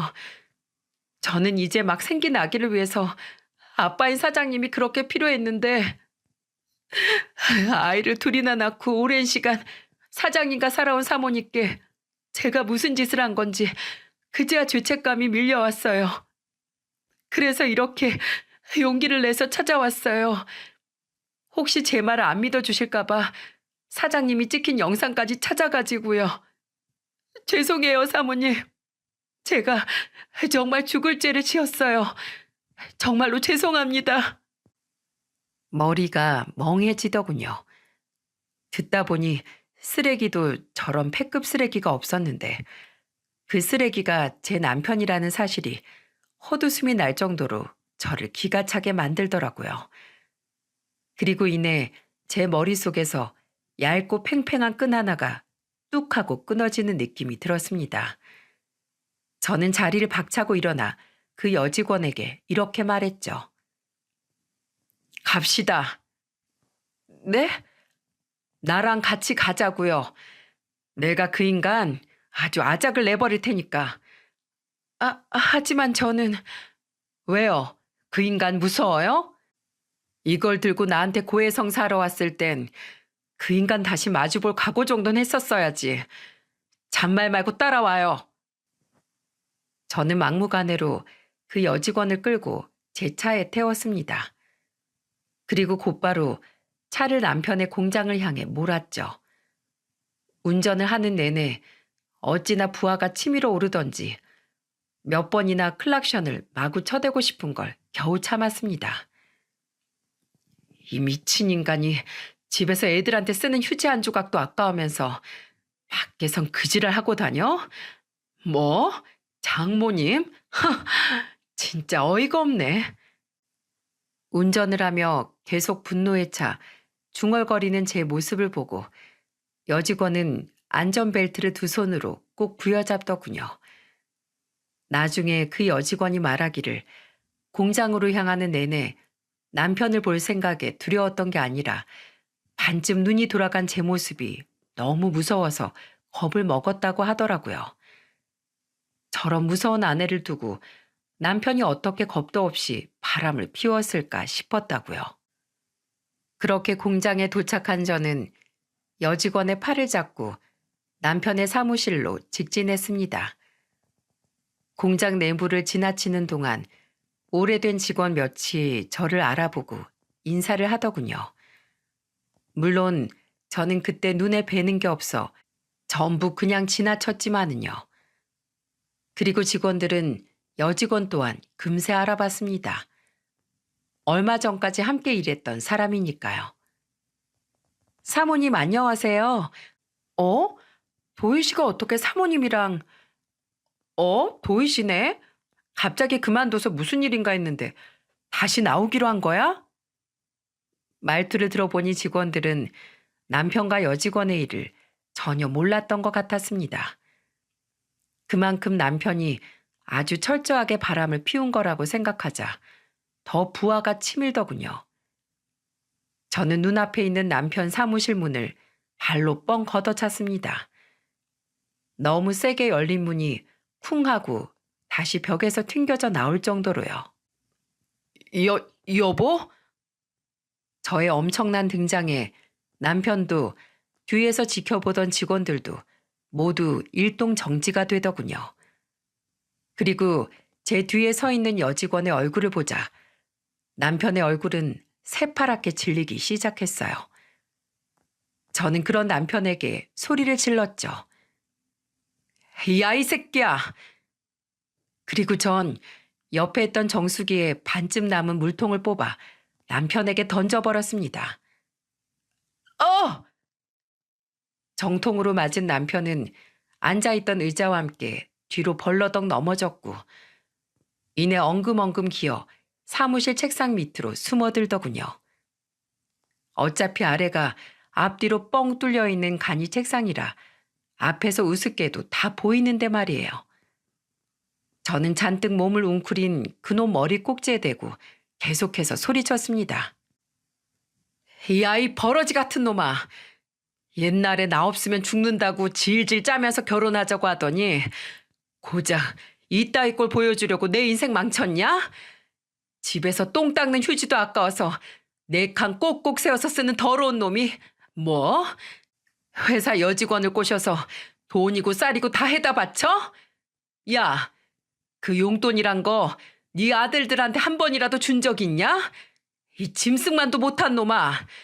짐승도 제 새끼는 끔찍이 아끼는데 여보, 그게 아니고 내 말 좀 들어봐.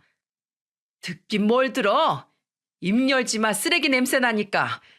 에라 이 열등감 덩어리야.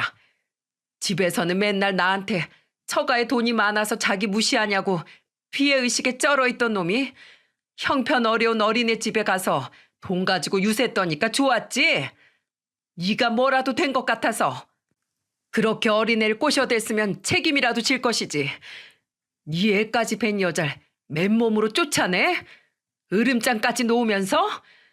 너는 아주 재활용도 안 될 놈이야. 이 핵폐기물 같은 놈아. 당장 네 놈 짐 싸서 시댁으로 보낼 테니까 그런 줄 알아. 집도 네가 돈 많다고 싫어하는 우리 집에서 내 이름으로 사준 거니까.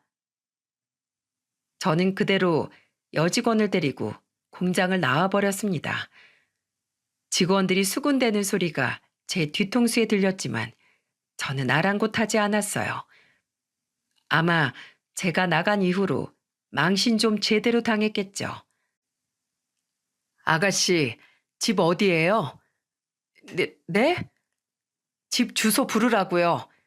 그럼 내가 내 남편만 잡고 아가씨는 그냥 넘어갈 줄 알았어요?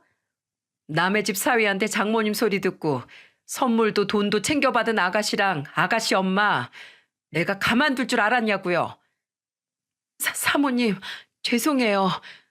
저한테 어떤 벌을 내리시든 다 달게 받을게요. 그러니 제발 저희 엄마만은. 주소 부르라고.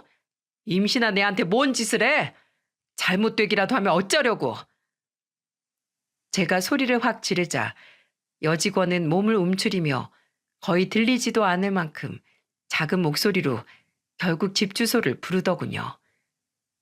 저는 그대로 차를 몰아 여직원의 집으로 향했고 도착하자마자 여직원을 앞세워 여직원의 집으로 들어갔죠.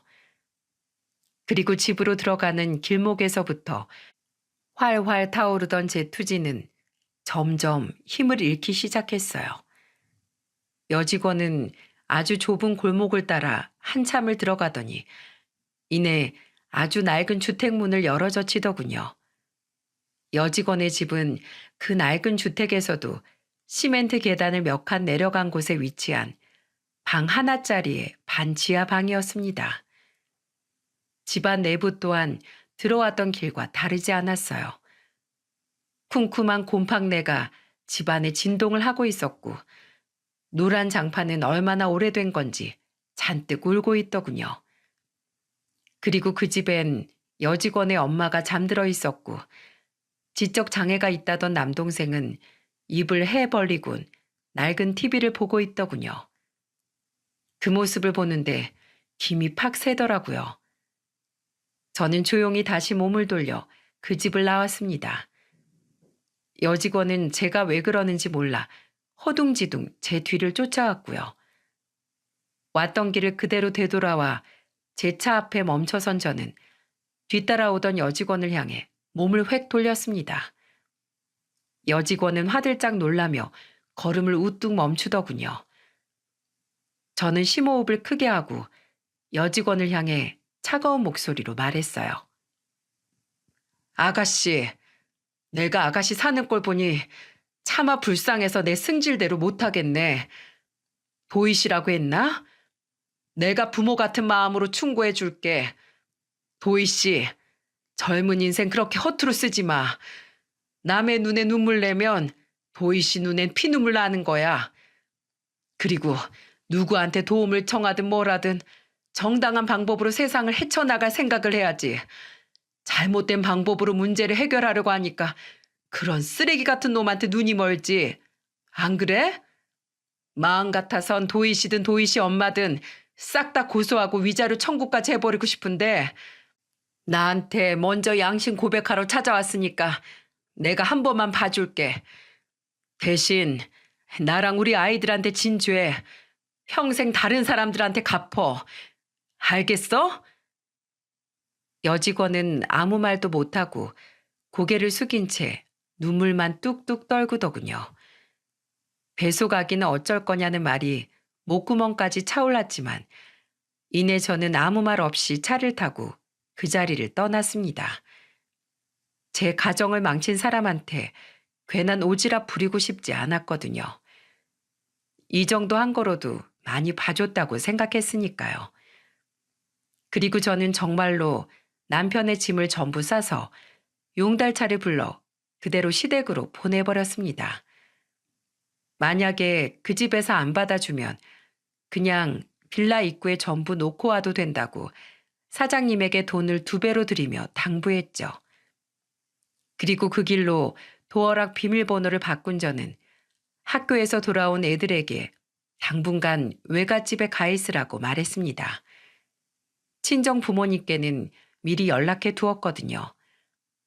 아빠가 길길이 날뛰며 당장 남편을 잡아 족치겠다는 걸 우선 내가 알아서 하겠다며 겨우 말리면서요. 예상대로 남편은 집 문이 열리지 않자 문을 두들겨대며 시끄럽게 굴더군요. 애원을 하는지 화를 내는 건지 모르겠지만 제 귀엔 다 개 짖는 소리로 들렸습니다.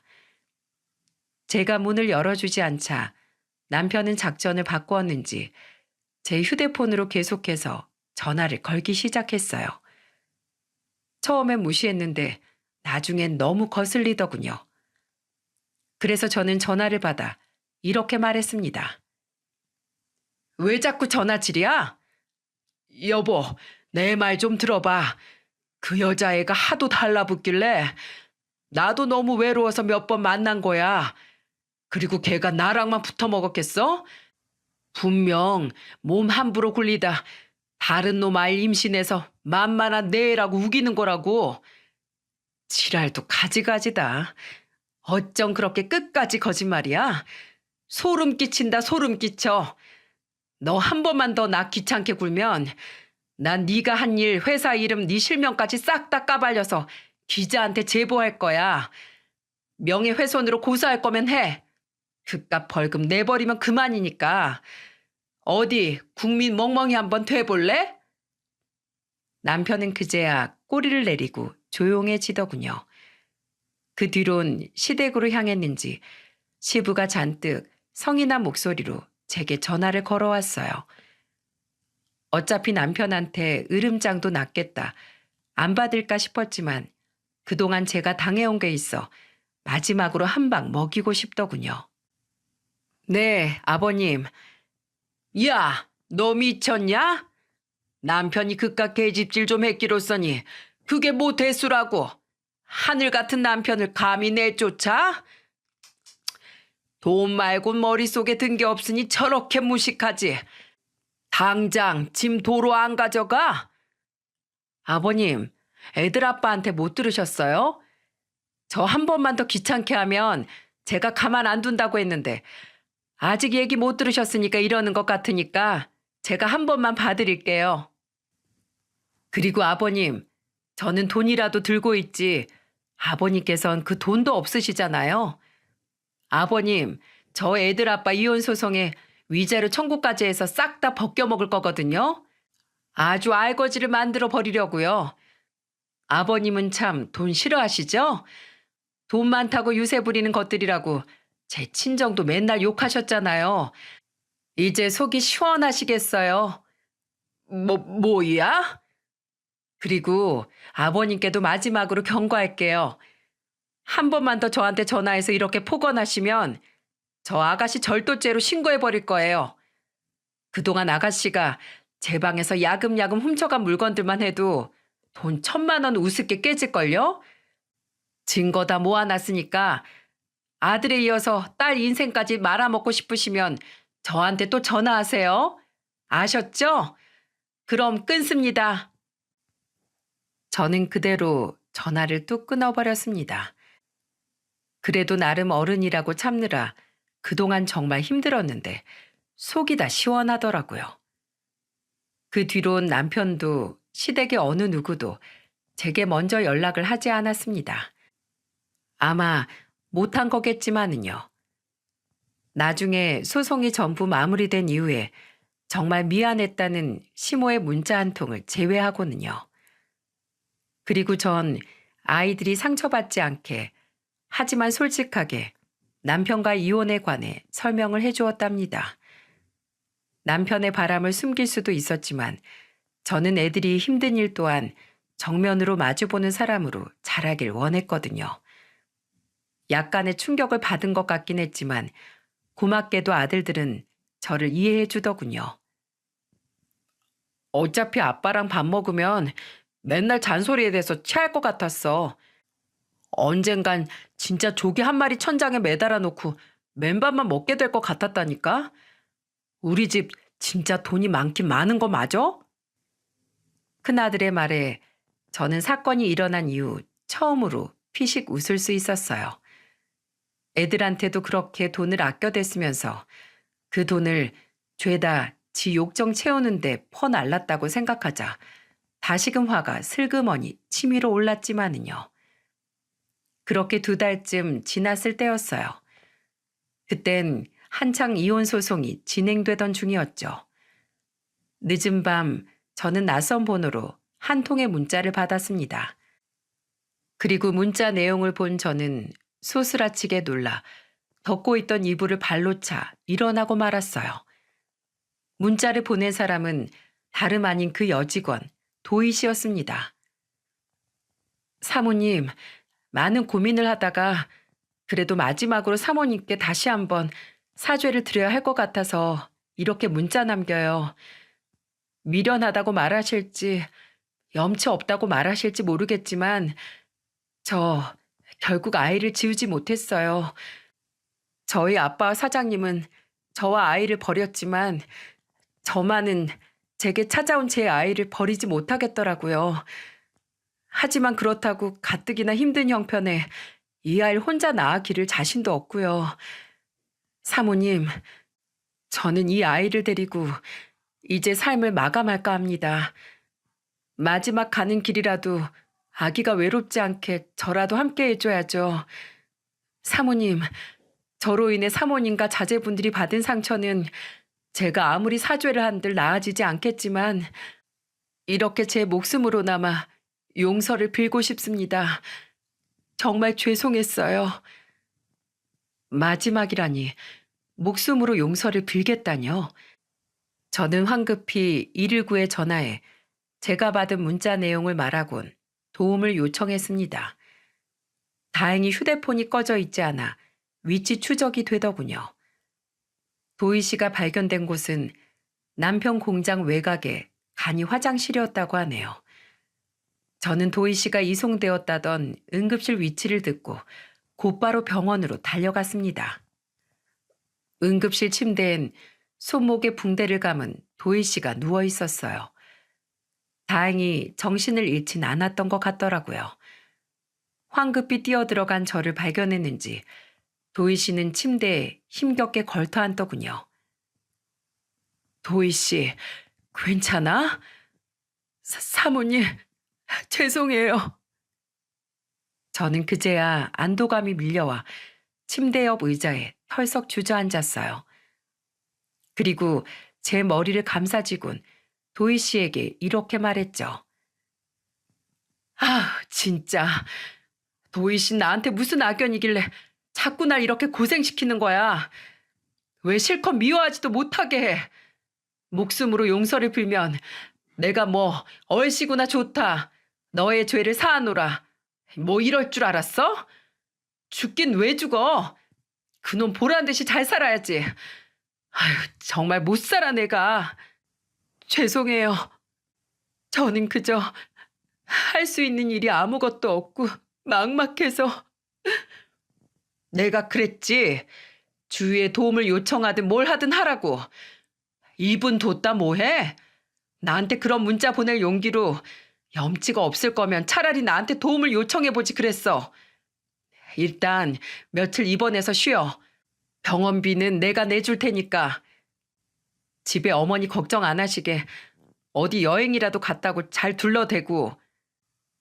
도희 씨는 괜찮다며 한사코 거절했지만 저는 아기를 생각하라며 그런 도희 씨를 억지로 입원시키고 왔습니다. 그리고 친정아빠에게 혹시 부당해고를 당했을 땐 어떻게 해야 하는지 전화해서 물었죠. 너도 참 너다. 아무리 사람 귀하게 여기라고 내가 가르쳤다지만 네 가정 박살내내를 위해서 그렇게까지 하고 싶냐? 아빠는 투덜댔지만 그래도 제 행동이 잘못된 거라고 생각지는 않으셨는지 제게 방법을 일러주셨습니다. 그리고 저는 도희 씨의 퇴원과 동시에 도희 씨와 함께 노동청으로 가 부당 해고 구제 신청을 제기했어요. 해고 예고 수당 또한 남편 회사에 함께 요구했죠.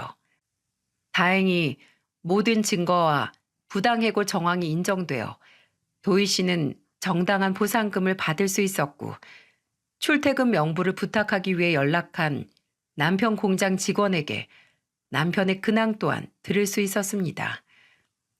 알고 보니 임시만 시키지 않았다 뿐이지 남편이 건든 여직원들이 둘이나 더 되더라고요.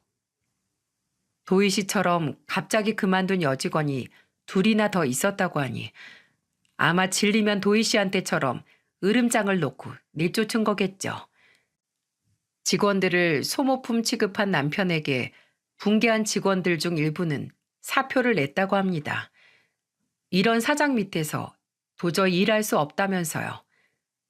개중엔 연차가 꽤 되는 직원들이 대부분이라 퇴직금 물어주는데 꽤나 고생을 했다고 하더군요. 거기다 갑자기 숙련자들이 사라지니 공장이 제대로 돌아갔겠습니까? 납품해야 할 물량을 시간 안에 제대로 해결하지 못해 거래처가 대거 끊겼다고 하네요. 아마 이직을 한 그만둔 직원들이 같은 업계 소문을 낸 탓도 클 거라며 소식을 전해준 직원이 덧붙이더라고요. 그리고 결국 도희 씨는 유산을 하게 되었습니다. 임신을 한 후 너무 많은 마음고생, 몸고생을 해서였겠죠. 저는 그런 도희 씨에게 미역국을 한솥 끓여다 주었죠. 유산도 출산이랑 똑같아. 몸조리 잘해야 돼. 내 몸 지킬 수 있는 건 자기 자신밖에 없는 거야. 스스로를 소중해야지. 좀 믿긴 하지만 어쨌든 도희 씨도 귀한 사람이야. 제 말을 들은 도희 씨는 제게 안겨 펑펑 울어대더군요. 제가 일찍 결혼했으면 딸버린 도희 씨 인생이 너무 측은해 저는 아무 말 없이 등을 토닥여 주었어요. 그리고 저는 몸조리를 마친 도희 씨를 제 카페에 출근시켰어요. 사모님, 제가 염치 없게 사모님한테 이렇게까지 도움을 받아도 되는지. 이제 사모님 아니고 사장님. 알았지? 그리고 도희 씨, 나 그렇게 느슨한 사람 아니야. 일 잘못하면 바로 잘라버릴 거라고. 아, 물론 한 달 전에 통지는 해줄게. 그러니까 와서 열심히 일 배워. 우리 카페 이래봬도 꽤 체계 있는 직장이다. 도희 씨는 그저 감사하다며 연신 제게 고개를 숙였죠. 그리고 제게 이렇게라도 보답하고 싶다며 도희 씨는 아주 성실하게 일했습니다. 근무 시간이 끝나면 연습을 하겠다며 자처해서 추가 근무를 하기도 했어요. 손님들에게도 아주 친절했고요. 그렇게 점점 사람이 밝아지니 이내 기존에 일하던 직원들과도 무척이나 친해지더군요. 활짝 웃으며 일하는 모습을 보는데 이제야 좀 20대 푸릇한 얼굴을 찾은 것 같아 마음이 놓였습니다. 그렇게 남편의 외도 사건 이후 3년이 지났네요. 제 아들들은 벌써 고등학생이 되었고 저 또한 얼마 전 성공적으로 카페 3호점을 개업하게 되었습니다. 그리고 3호점의 점장은 다름 아닌 도희 씨가 맡게 되었고요. 인테리어 공사를 할 때부터 도희 씨는 자신이 점장이 될 매장에 어찌나 열정적이던지 누가 보면 자기가 사장인 줄 알겠더라니까요. 들리는 얘기에 의하면 남편의 공장은 얼마 전 결국 문을 닫았다고 하네요. 그러거나 말거나 애들까지 남편을 보기 싫어해 이혼 후 한 번도 볼 일이 없던 사람이라 저도 이제 그냥 이 세상에 없는 사람이라고 생각하고 잊어버리려고요. 여기까지가 우여곡절 많았던 저의 뼈아픈 결혼의 역사였습니다. 한 번 결혼에 실패해보니 전 연애나 남자보단 일이 더 좋은 사람이라는 걸 확실히 알게 되었어요. 어제 친정 부모님과 오랜만에 식사를 하다가 아빠가 제게 재혼 생각은 없냐고 물으시더라고요. 물론 저는 단호하게 없다고 대답했죠. 어쨌든 그래서 갑자기 예전 생각이 나 이렇게 사무실에서 사연을 적어보게 된 거예요. 돈 정말 중요하죠. 세상을 살아가는데 필수품이 바로 돈 아닙니까? 하지만 여러분, 우리 아무리 그래도 돈 앞에서 인정을 잃지는 말자고요. 돈이 왜 필요합니까? 잘 살아가려고 필요하죠. 우리는 모두 잘 살아갈 가치가 있는 귀한 사람들이니까요. 그럼 저는 이만 우리 귀한 직원들 퇴근시키려 일하러 나가야겠네요. 다들 귀하신 삶 열심히 살아가시길 응원하겠습니다. 감사합니다.